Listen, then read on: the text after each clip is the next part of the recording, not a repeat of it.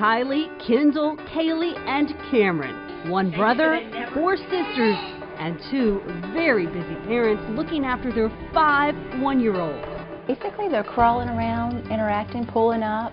Kylie and Kaylee, those 2 will probably be walking soon. Last time we visited the Dial Quints, they were only 3 months old. It's kind of a blur. This trip to the Bradford County home, a lot more action. Non-stop. You don't just sit and watch them play.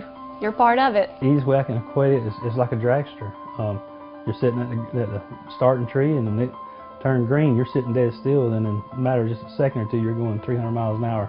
And that's basically how our life is. Stacy is 31, now a full-time stay-at-home mom, and her 41-year-old husband, Kelly, an engineer, tried for 2 years to have a baby. They tried one fertility drug without success, then switched to another one, and found out their prayers had been answered 5-fold. Just 29 weeks pregnant, she gave birth to 5 amazingly healthy preemies, each weighing under 3 pounds. All I know is it was God's work, because there's no other way. I mean, it's a miracle. Fast forward a year, and you can't tell the Quints were born prematurely. Caleb, the biggest, now weighs 30 pounds. He weighs what most 2-year-olds weigh. Eating, he loves it, especially these. They love these little things called puffs. They can be fussing. I'll shake the puff little bottle, and they're just like starting to throw their arms and getting so excited. I'm like, over food. Dad usually comes home at lunchtime to help feed all 5 at once. And when he walks through the door, they light up. No matter how bad your day's been, what's going on at work, what's on your mind, what's bothering you, what's worrying you, when you walk in that door in a split instant, it all disappears.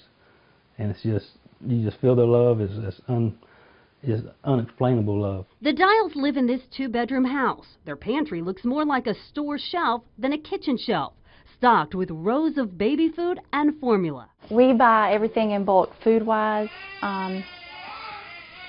basically food, formula, and I keep it in the pantry. It adds up fast. I mean, you figure $30, $40 a day in food, and that's not bad, but you multiply it by 30, so now you're looking at $900, $1,200 a month just in food. Then add on diapers, they go through about $200 a week, $400 to $500 worth a month, and they need 5 of everything. So you see they all have their own cribs, and of course Caleb, I kind of put him away from the girls. He has his own little space here. Despite the 1-year-olds all sharing the same room, they all take naps at the same time. There's a lot of tears from them, me, you know, because you want to lay them down. They got to learn to self-soothe, because you can't rock all 5.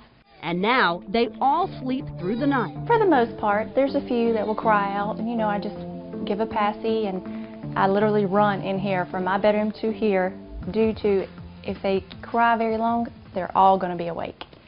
So I make sure I'm here like in seconds. The Dials credit their family and friends with helping them make it through the first year. Kelly's mother and her sister spend much of the day here helping every way they can. God has placed people in our lives, there's no doubt. And you can't describe it. I mean, I don't know how to say it other than just indescribable. I mean, I'm very appreciative and thankful for all their help. As the Dials will tell you, this is all they have known. They never experienced what it was like to have just one child. Honestly, it's not as hard as I thought it would be. It's a blessing. I love it. I mean, I told Kelly if we wasn't a little bit older, when these turn 5 and are in school, I would probably try to have one more. That's what I wanted to begin with, one at a time, but now